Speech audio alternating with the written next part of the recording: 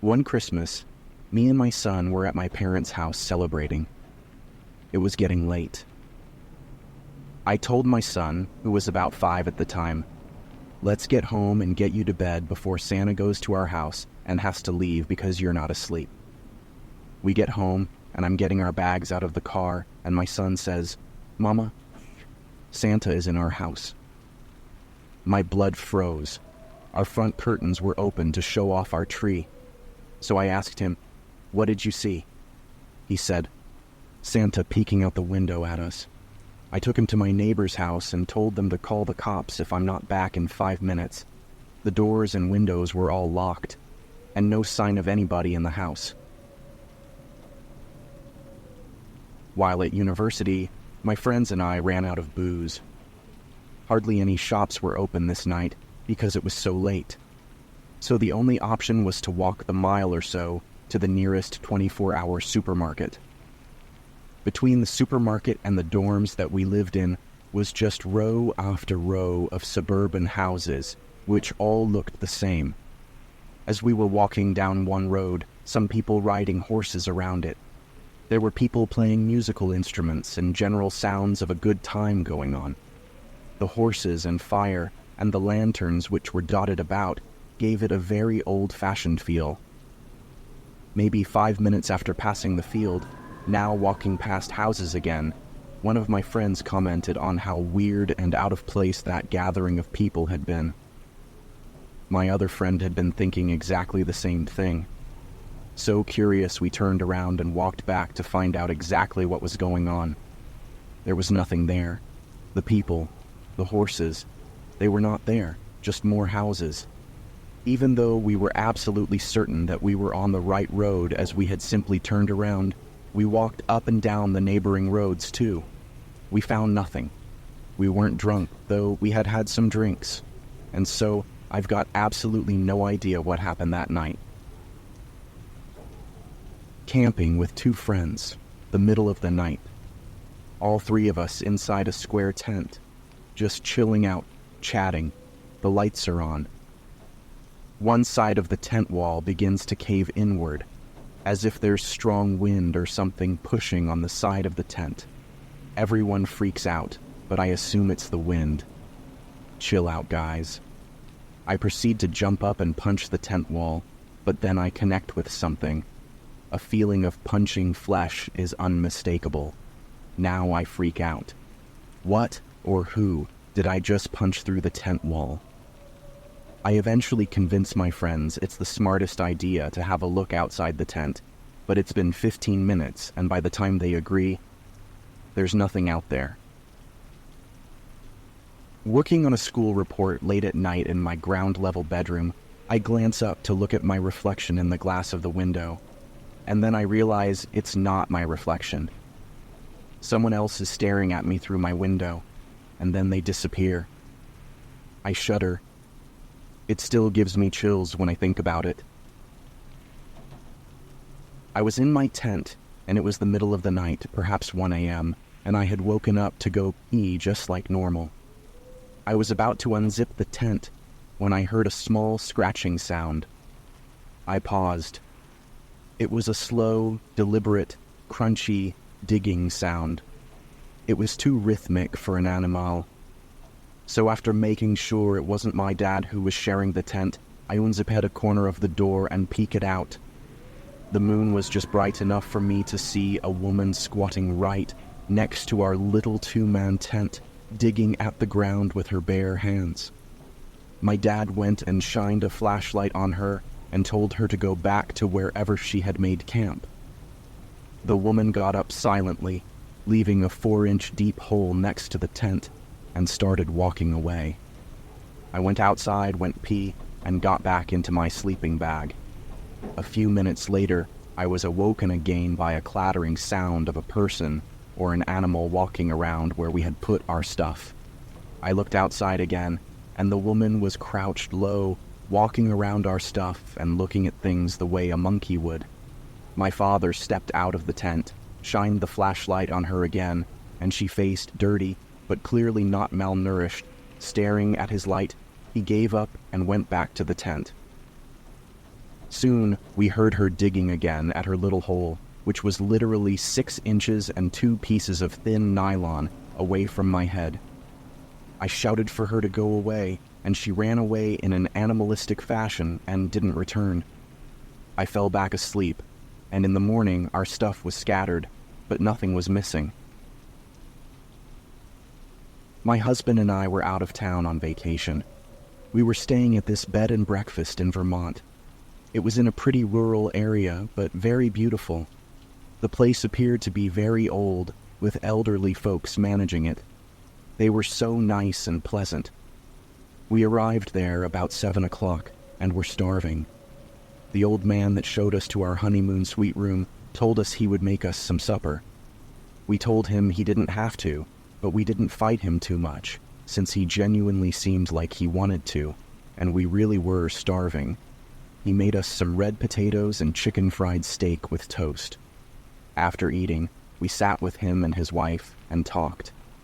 We asked questions about the place and how long they had worked there. They told us they owned the joint. They asked us where we were coming from and what the occasion was. They were so nice. In the middle of our conversation, we noticed a man exit the bathroom down the hall, which was visible from the side of the table we were sitting at, and stomp a few doors down to his room, or what I assumed it was.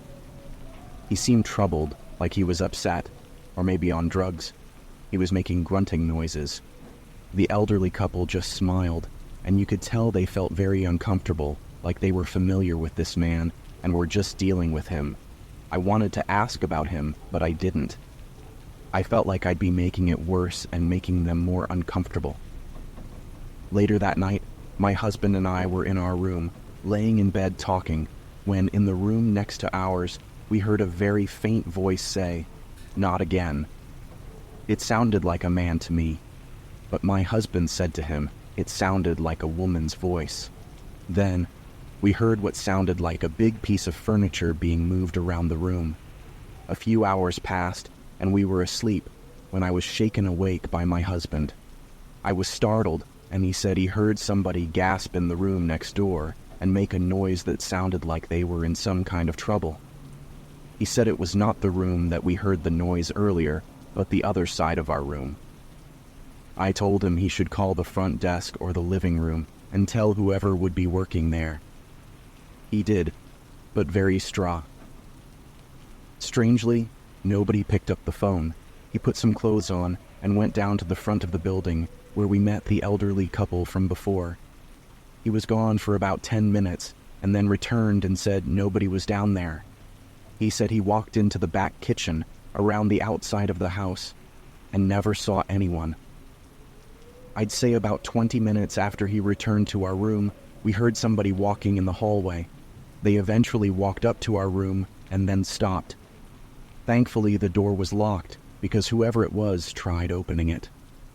My husband yelled out, "Occupied," in a stern, annoyed voice. The person at the door then continued walking towards the staircase. We eventually went back to sleep and woke up at around 9 a.m. We packed up our stuff and went down to the front expecting to see the elderly couple, but what we found instead was very troubling. We walked into the back kitchen once again, and laying in the sink were white rags that looked like they had blood on them. We continued to look around, and eventually my husband opened a closet and found a was very thick-looking red water. At that point, I freaked out. I knew something was very wrong. We walked around the whole place and never saw anyone again. Eventually, we left some money on the back kitchen counter and a note, and left. The rest of our vacation was normal, I guess you could say, but when we hit our next stop, we called the police and told them that they should check out that bed and breakfast. They told us they would, but we never got a call back. We never found out what happened, until we got home. A few days after we arrived at our house, police were at our door questioning us about our stay at that bed and breakfast. We were told that the elderly couple were brutally murdered and their bodies were dismembered. The woman was found in the room next to ours, chopped up and her husband was found in the room on the other side. His body had been dragged to the bathroom, and his body had been cut up in the bathtub. I was sick upon hearing this. We had to go take a polygraph test, but our story and willingness to cooperate excluded us from possible suspects. Months passed, and I would often inquire about it and call the police, asking if they had found who did it. Eventually, they had. We learned that the man that was staying at the place, the one that walked out of the bathroom that night, had committed the crimes. We haven't gone on vacation since. Me and my two buddies were on a night dive, hunting prawns. It was about 1 a.m., and we're a good 100 feet deep in the darkest black you could imagine. We used to do this thing on night dives where we would get in a circle, turn off our lights, and then stir up the water and watch the bioluminescence float around us like floating stars in a black, watery space.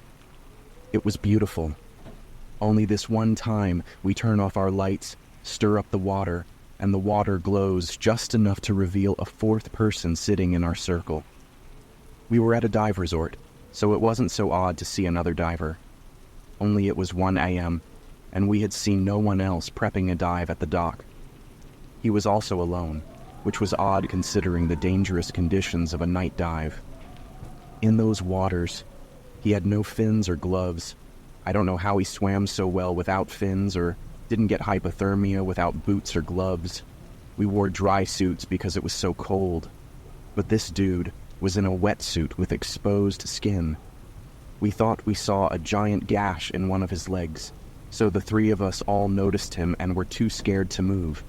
I in their regs, and the guy just smiles, waves, and then swims away whenever you think you're alone, and someone just shows up like in an alley at night. It's weird. 100 feet underwater at night is terrifying.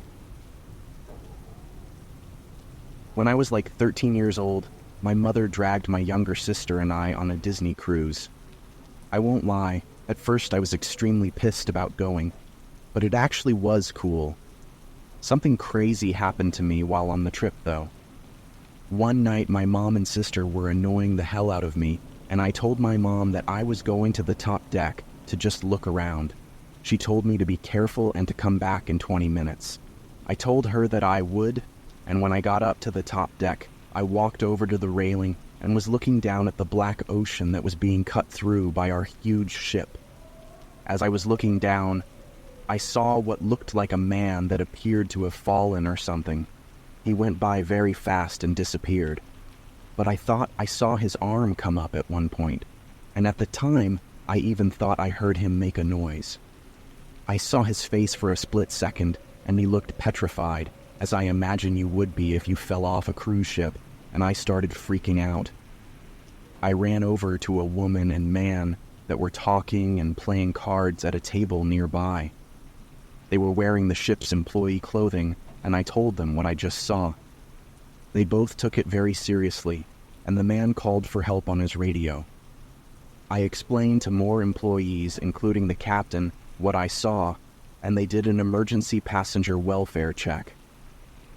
My mom got called up to where I was, and a while later they told me everyone on the ship was accounted for. They pretty much made me swear on my life that I was sure and that I wasn't lying.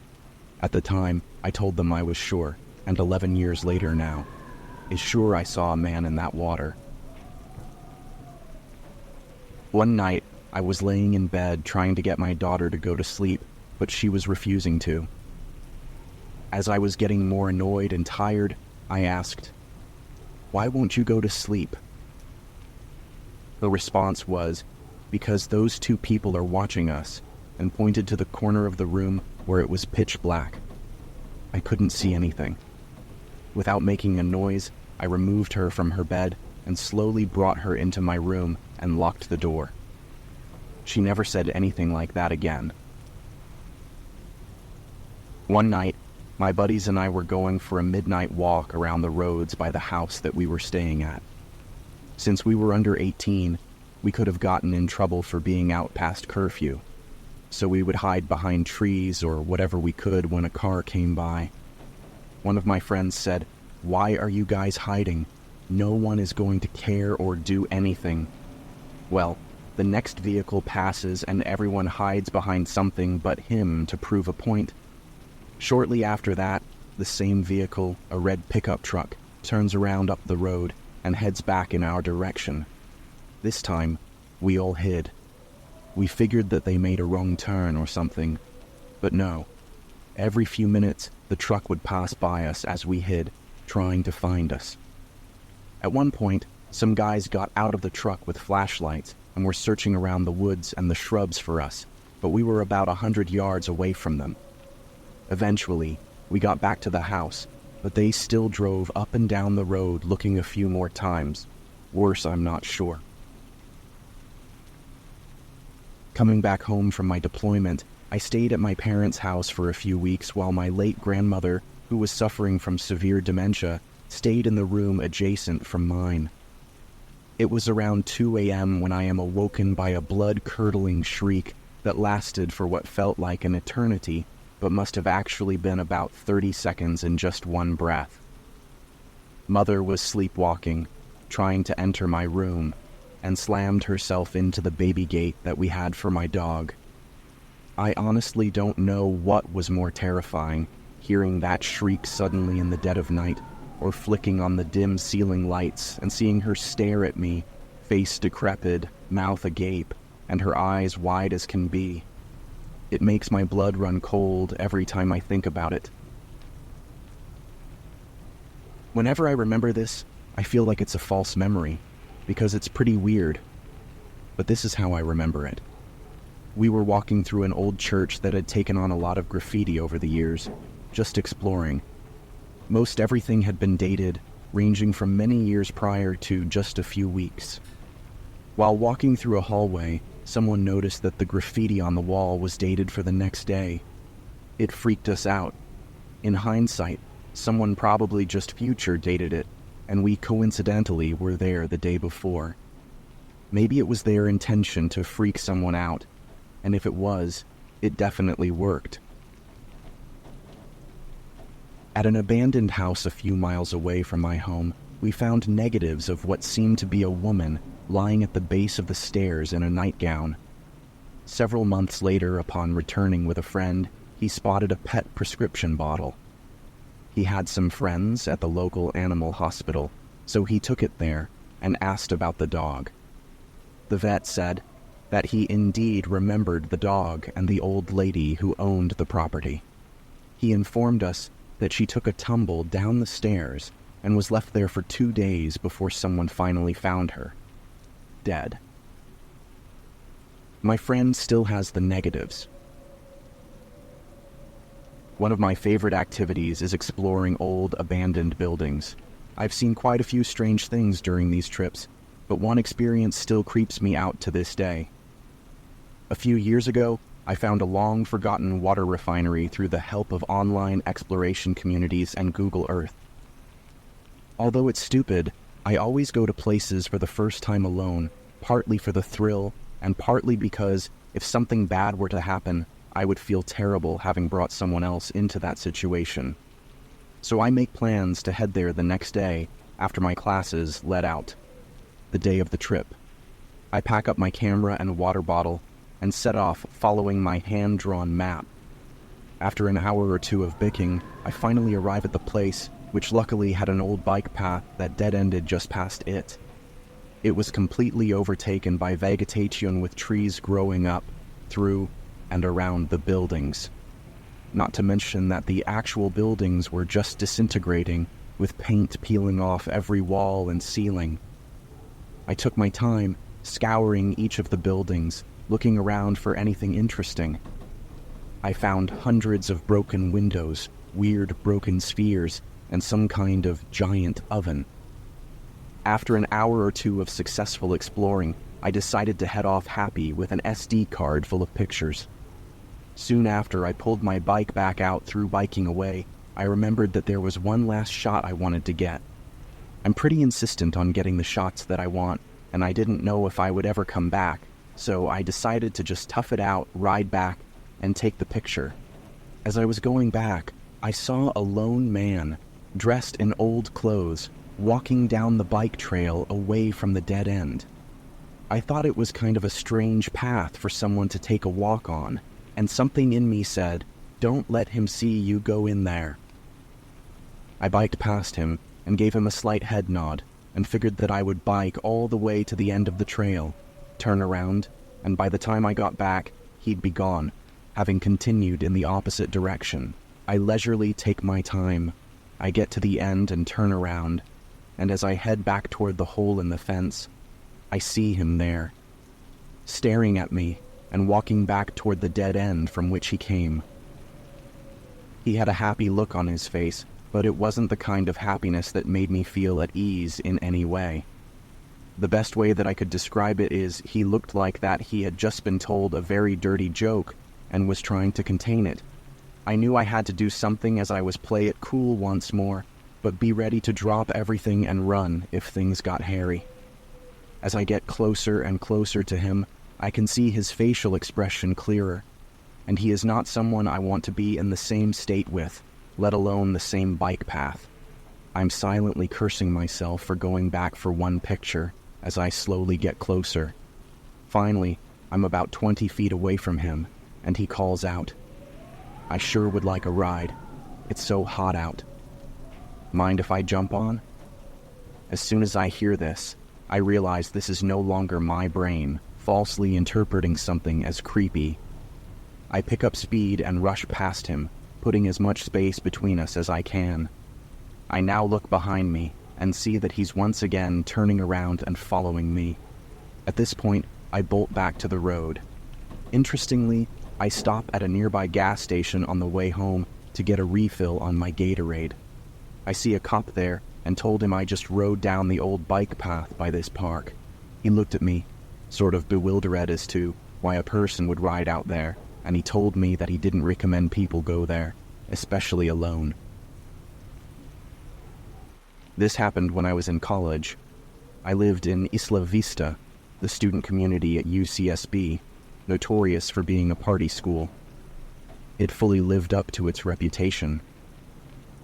I liked to party, but these people were off the wall, and as such, there were a lot of people who put themselves in dangerous situations. Drinking to excess, not being careful, not locking doors, etc. It had a very isolated vibe, and anyone who was hanging around, who wasn't college-aged, immediately looked out of place and strange. One night, after having a few drinks, I came home to my small house where I lived with 2 other girls, probably around 2:30 a.m. We were all serious students, and when we partied, it was not your typical UCSB rigor, more like a small get-together with friends. We would often have a few people spend the night, sleep on our furniture, or our beds, as the case may be. That night, my roommates had a few people over who I didn't know, and I saw that when I returned home, one of them had opted to sleep on the couch from the shadow that I saw there. I didn't turn on the light because I didn't want to wake them up, but as I was passing the couch to enter my bedroom, I noticed that the figure was lying very stiff. He just had this weird energy to him. It was like he was putting all of his energy into lying as still and rigid as possible. I paused, and the guy quickly jerked his head to face me, without moving his limbs, so quickly that it startled me. I could see his wide open eyes glinting in the dark. Figuring that I had startled him, or that he was drunk or maybe on some kind of stimulant, and was unable to sleep, I just hurried past into my bedroom and locked the door. The guy made me nervous and I wasn't taking any chances. I fell asleep at 4:30 a.m. I woke up. There was a strange sound at the door, almost like somebody was drumming their fingers against the wood very quietly.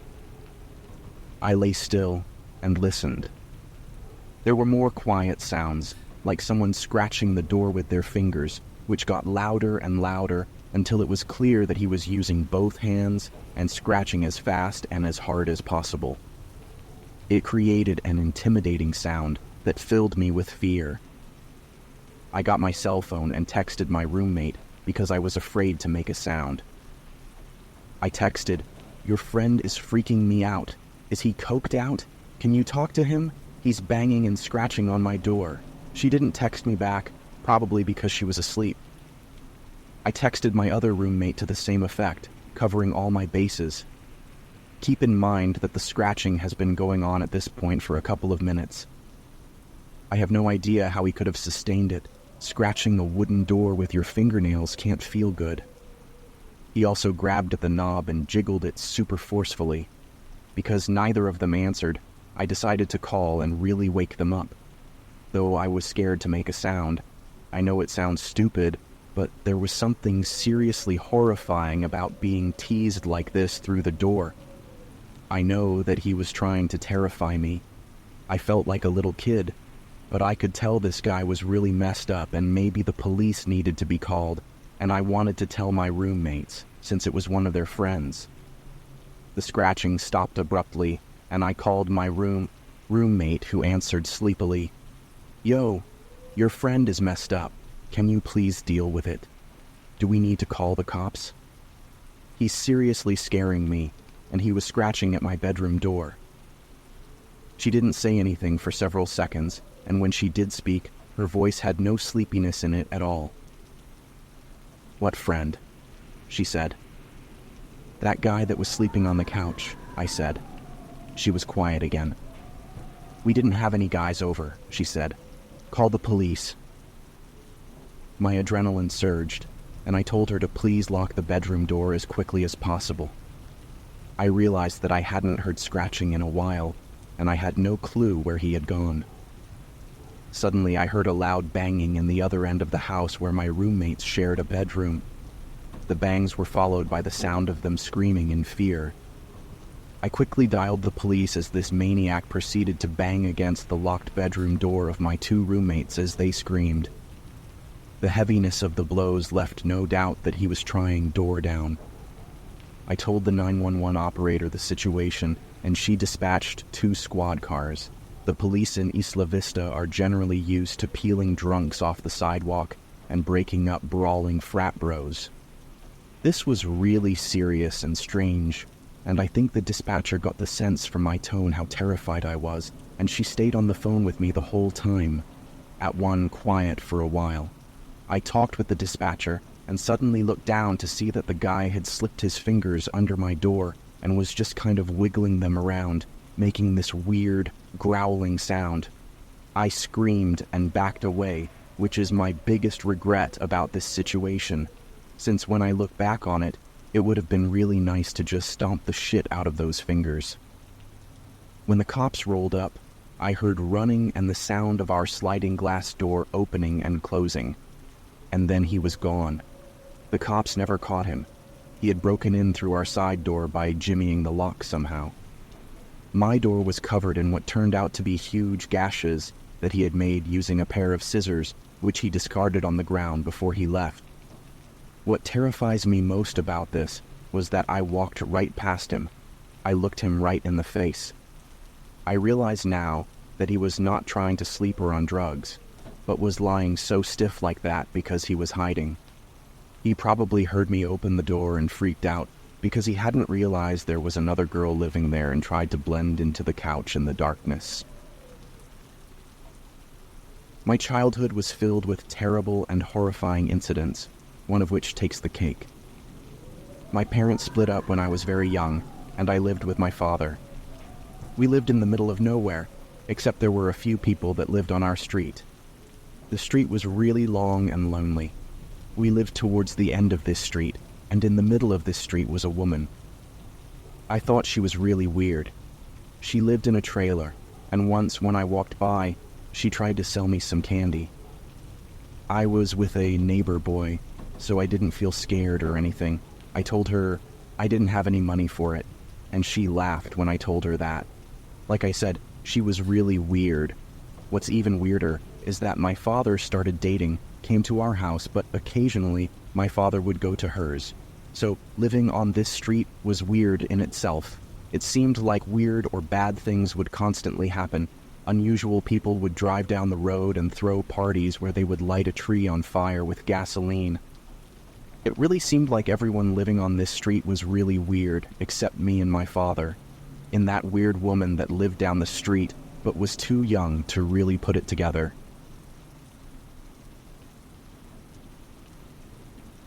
One night, shit at my house became a horror movie. I was in my room playing with God knows what when my bedroom light turned off. I got up and opened my door. My bedroom was on the second floor, and I called out for my father. He didn't respond to me. I was earlier in the dining room downstairs. I called out again, but heard nothing in return.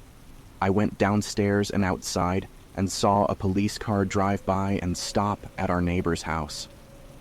I stood on the porch and just watched when my father suddenly surprised me from behind. He told me we needed to go inside.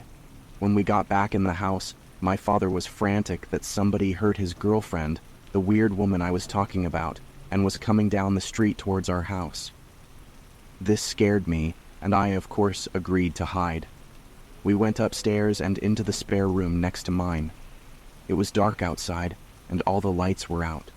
I told him they went out, but he seemed to ignore me. He tried to turn the light on, but it didn't work. He sweared, and then he told me to get down on the ground. He told me he could hear somebody coming up our stairs. I started to tear up, and was very frightened now. He told me then that he was going to go confront the person in our house, and he wanted me to stay put. I asked him to stay over and over again, but he insisted. Leaving me crying on the floor, he got up and walked out of the room. It felt like an eternity passed, and I heard nothing.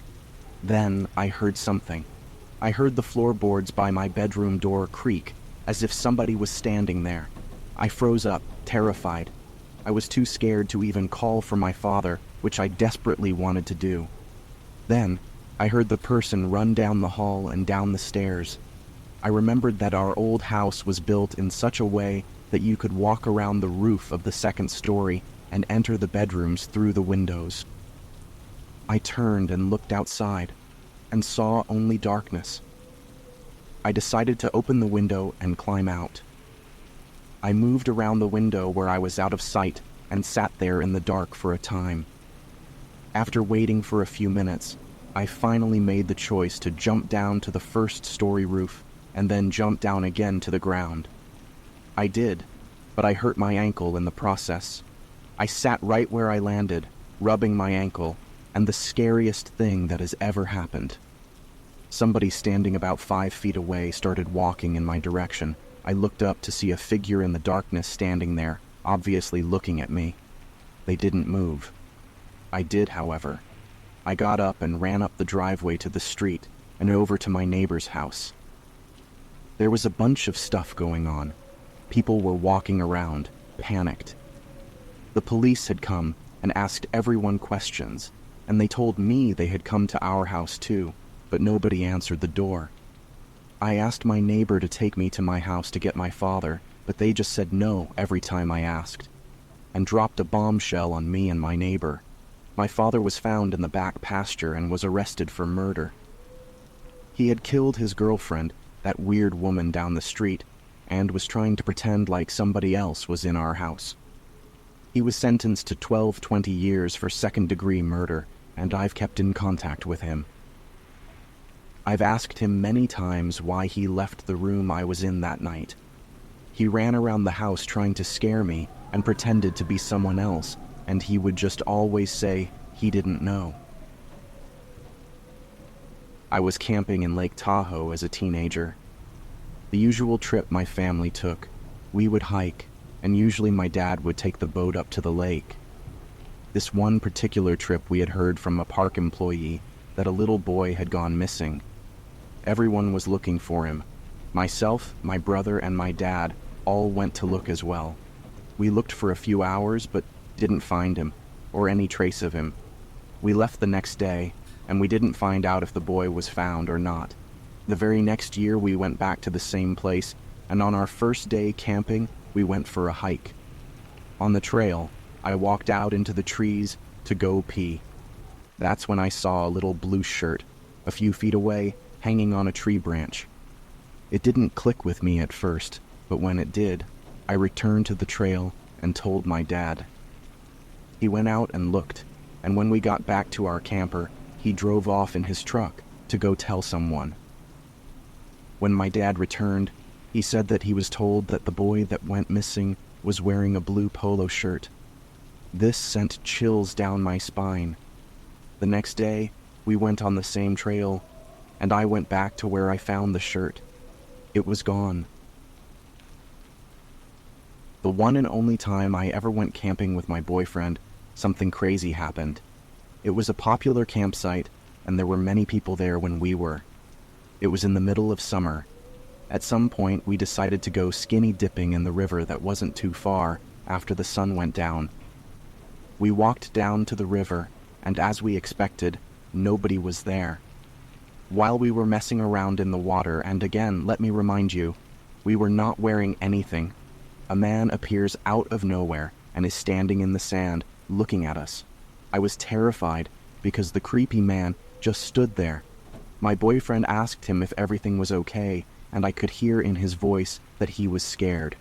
The man ignored his question and then started walking into the water towards us. I can't tell you what this was like to where you would understand. It was ridiculous, right out of a scary movie. We both started swimming across the river to the other side. We didn't want this creep to get to us. We made it to the other side and saw that he was very close. Naked, not caring, we ran into the trees and up to the campsite on the other side of the river. Luckily, it was very dark and nobody saw us. We ran into a bathroom that was connected to the campsite and just stood there, shivering and asking ourselves if this shit was actually happening. Eventually, we went back to the river and saw that the man was gone. We swam back across, we reached the other side, and saw that our clothes and phones were gone.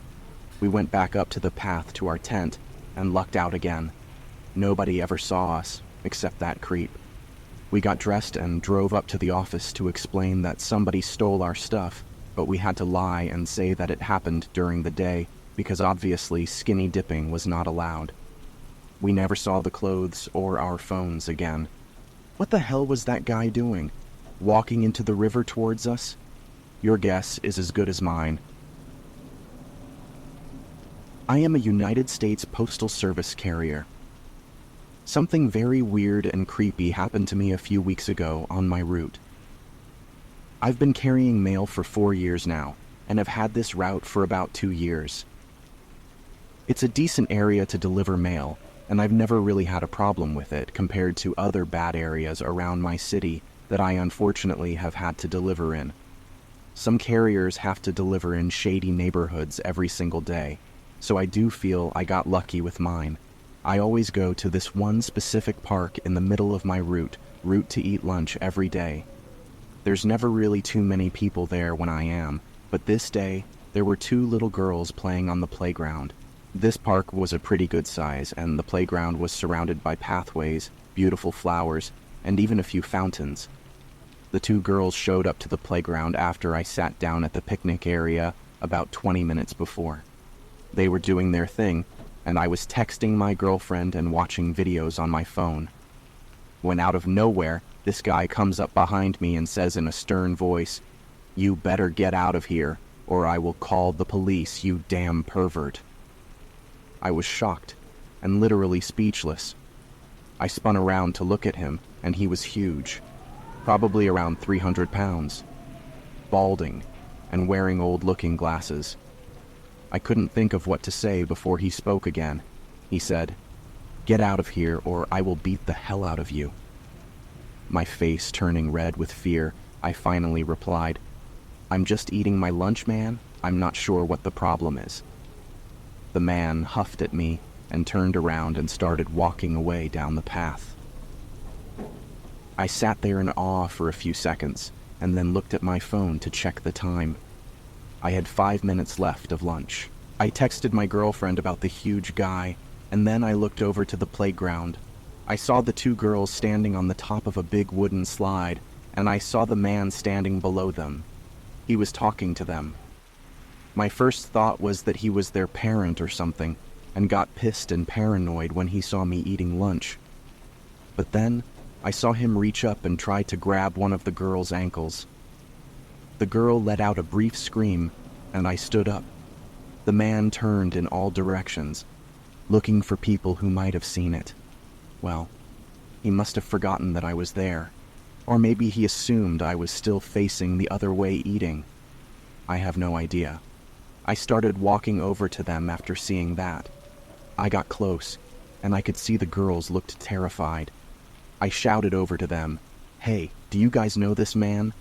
The man turned around and had a very scared but angry look on his face.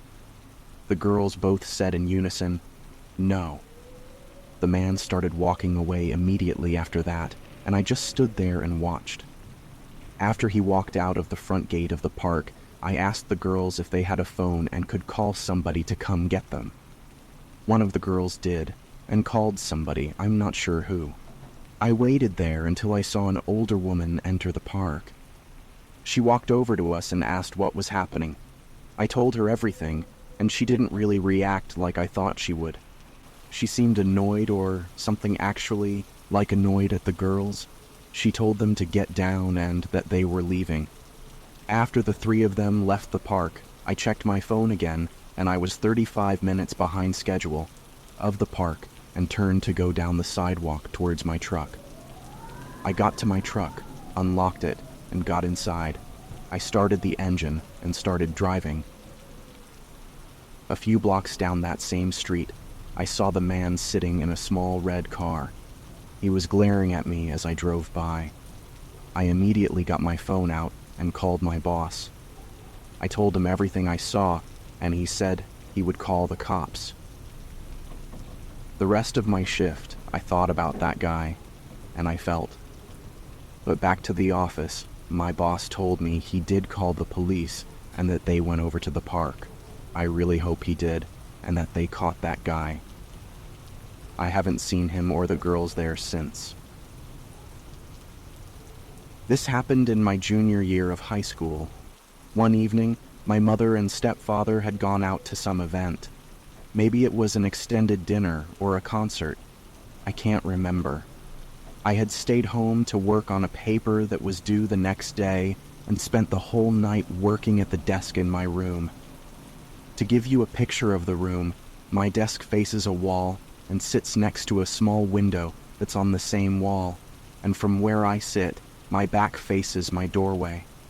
While I was working, I was wearing these great headphones that I had gotten for my birthday, the kind that are noise-canceling. My parents left the house around 6 p.m., and the whole time they were gone, I sat at my desk, blasting music through my headphones, and writing my essay. Occasionally, I would take breaks and watch the rain and lightning outside my window. I never left my desk. My parents returned around 11 p.m., and at some point late in the evening, I had removed my headphones, so when my parents came home, which was coincidentally just a few minutes after I had taken off the headphones, I clearly heard the garage door open, and my parents opened the door to the house. Seconds after I hear them enter, I hear my mother shout my name. What on earth happened in here?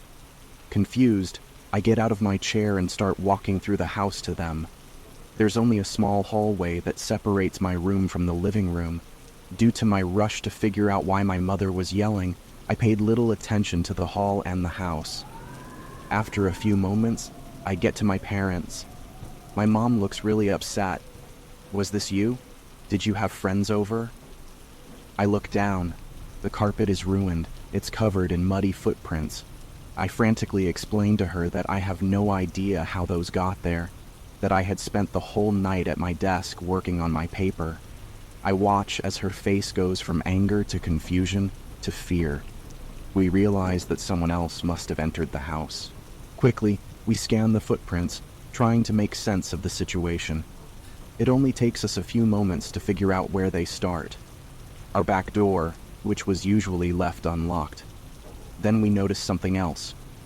The footprints started at the back door, but there were no footprints exiting the back door. We hear something pounding through our house. We hear the front door get torn open and then slammed shut. We all run into the garage and lock the door. My mom starts shouting at the police through the phone. "Please come quickly. Someone has broken into our house." After what seems like hours, the police arrive. An officer stays with us in the garage as his partner goes through the house room by room. His partner tells us that it's safe to go back in, that there's no one in the house. Then she asks us a question. She asks us, "Whose room is down the hall to the left?" My parents look at me, and I tell the officer that it's mine. She asks us to follow her down the hall. As we go, it's easy to see that the footprints weave through my house from the back door. They go through the living room, through the small hallway, into my parents' room, which is down the hall to the right, and then turn around towards my room and then stop in my doorway. Then the officer points at my door, which I had left open the whole night. On it, in black Sharpie, was written the following: 847, I see you 853. You forgot to lock the back door. 859, you seem focused. 924, turnaround. 947, look at me. 1015, look at me. 1037, look at me. 1049, look at me. For nearly 2 hours, someone stood in my doorway watching me. To this day, I shudder to think about what would have happened if I had ever turned around and looked at them. Let me start off by saying I am female, and I am not a typical mail carrier. I was hired to deliver mail in the rural areas of a town I live close to. I don't walk door to door like most mail carriers you see.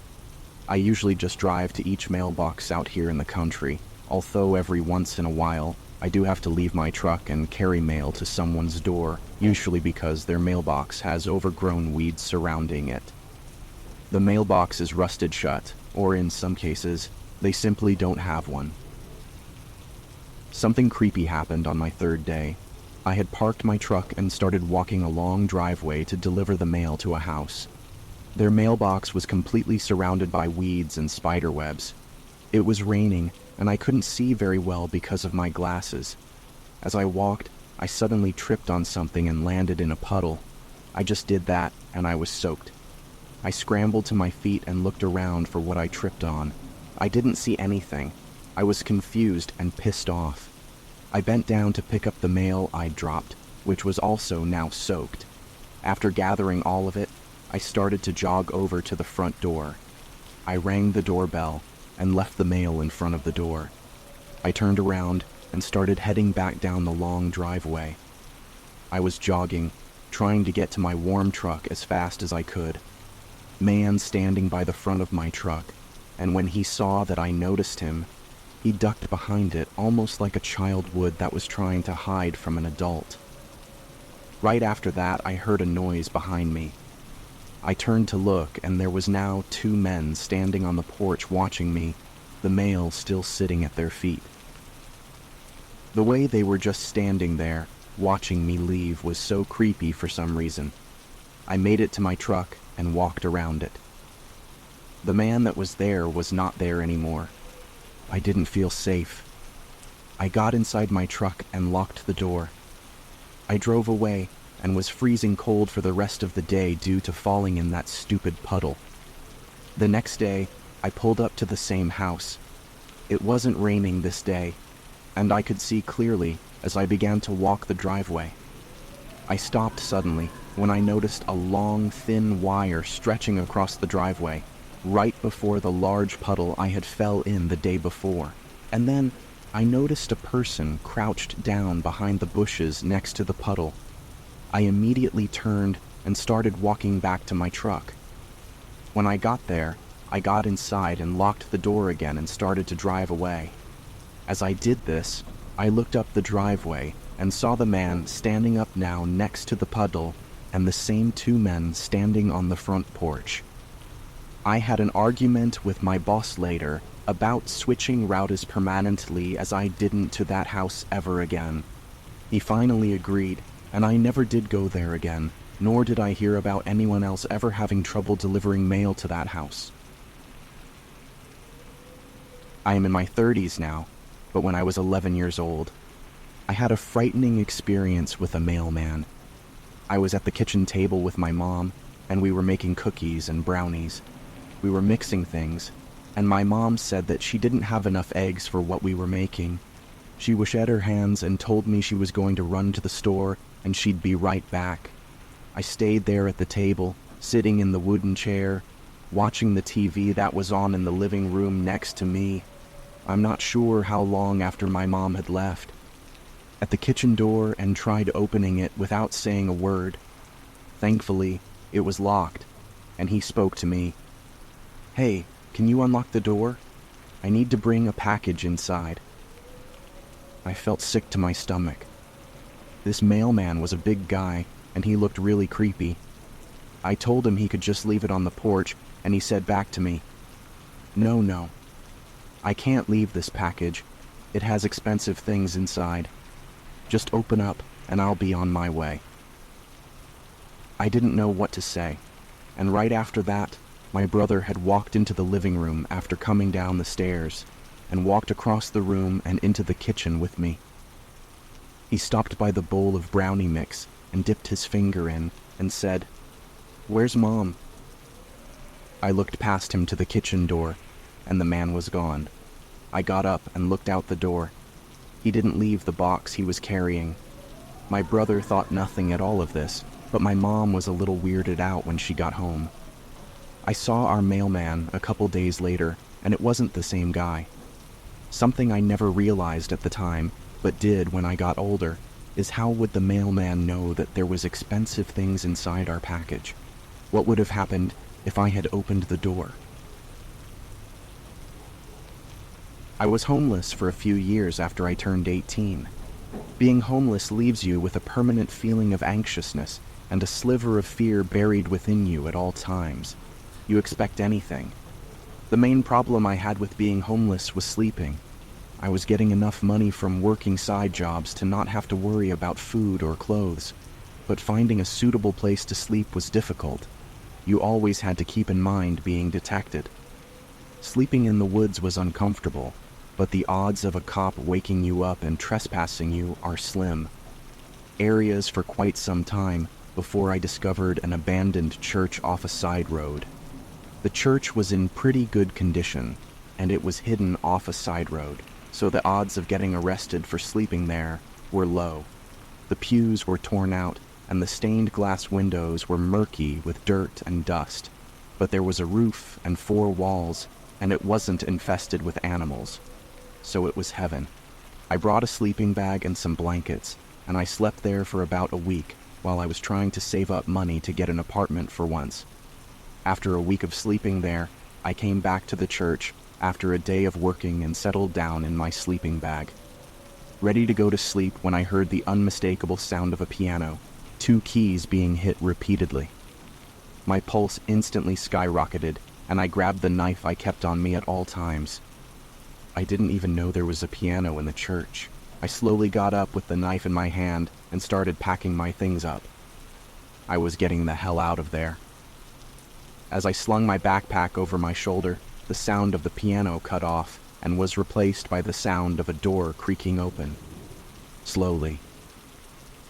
I froze again and stared out towards the altar where the sound was coming from. It was dark, and I didn't want to turn on the flashlight on my phone, so I stood there breathing was willing my eyes to adjust to the darkness. The door behind the altar was swinging open by itself. I tried opening it when I first discovered the church, but it was locked and I didn't want to break it down. The door was swinging open, and beyond the door was an even pitcher black than the one I was currently experiencing. And I turned towards the main doors, content on getting out before I saw any more. As I turned, I heard the sound of open be replaced by the sound of it slamming open violently and suddenly.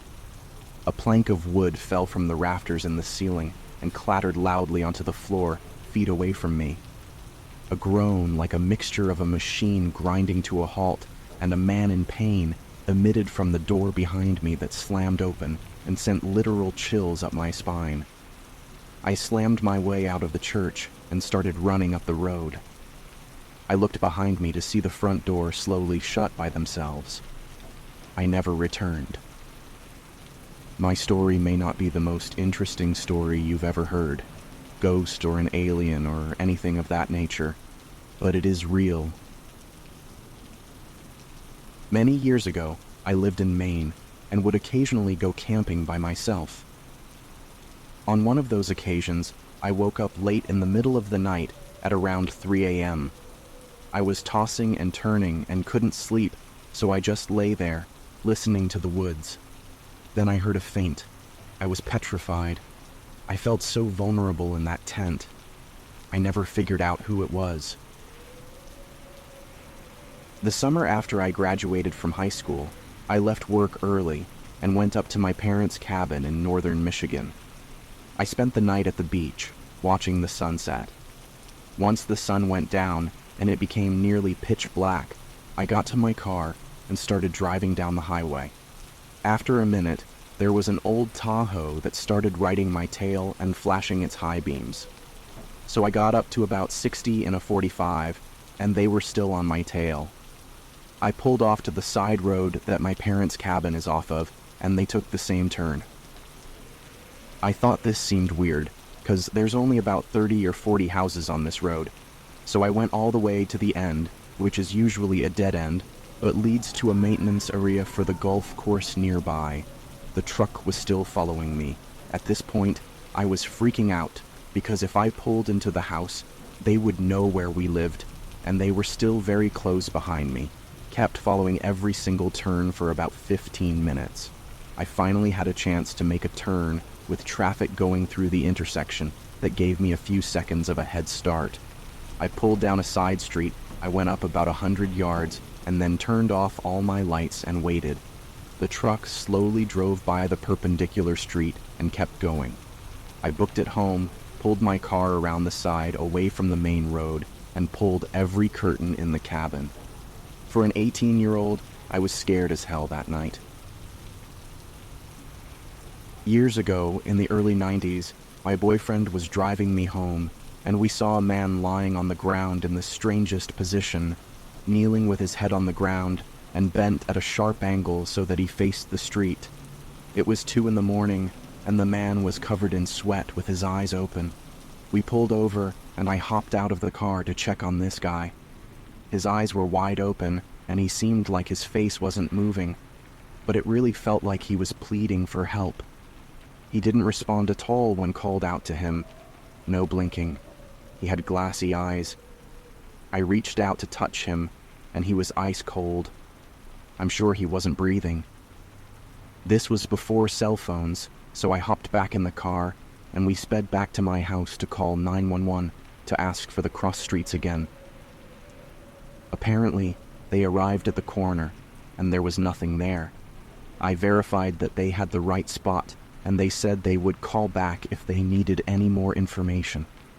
That was the last I ever heard about it. I checked the newspaper for the next few weeks, but we never found out anything else about that man in the road.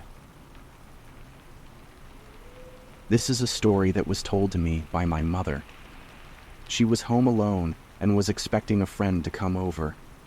She wanted to take a shower, so she left a note on the front door that said, "I'm in the shower, come on in." While she was showering, she heard a knock on the bathroom door and she said, "I'll be right out." When she got out of the shower, nobody was there, and a few minutes later, her friend pulled into the driveway. I'm a massage therapist. I work for myself and frequently go to clients' homes at night. Whenever I would have a new client, I would bring my boyfriend with me as kind of backup. So the new client's condo was in a really nice area in Arizona. It was around 8 p.m. when I arrived. I got out of the truck and grabbed my bag and started looking for the apartment, because this was one of those mega complexes, and of course, the numbers were barely visible. As I was walking around, I noticed that every light I walked by would start flickering really quickly, like the light would be fine 1 minute, and as soon as I walked by it, it would start flickering. I felt like someone was watching me, but I shrugged it off and found the condo as quickly as possible. My session lasted about 90 minutes, and I packed up and headed back to the truck, except it wasn't in the spot that my boyfriend had parked in previously. So I call him, and he says that he's on his way, that something happened. I get in the truck when he arrives, and he is super pale, and his hands are shaking. I ask him what happened.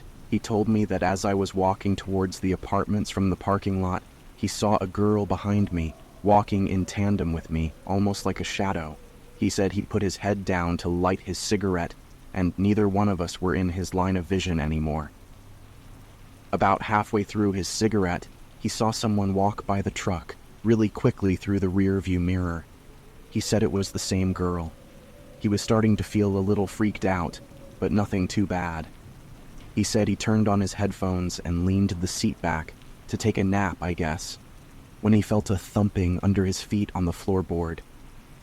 He said he looked out into the parking lot and then saw the girl crawl out from under the hood of the truck, stand up, and then walk backwards away, looking at him the whole time, and then disappeared into the shadows of the opposite side of the parking lot awnings.